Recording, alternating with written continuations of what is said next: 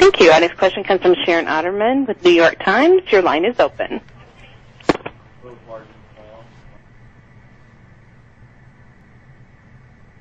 Sharon Otterman with New York Times. Your line is open. Please check your mute feature.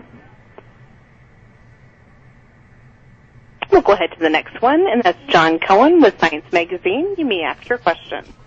Hi, thanks for taking my call. The NWR coming out today says, and I'll quote from it, the percentage of patients requiring hospitalization appears to be higher than would be expected during a typical influenza season.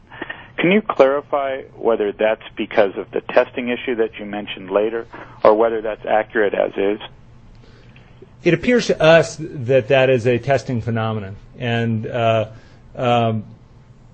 was summarized. I think yesterday we had a visit from the mayor of New York who said, "You want 200 more cases? Let me know, and we'll test 200 more people." And what you're going to see, and what we're already seeing at some of the state level, is that they are changing their testing policy.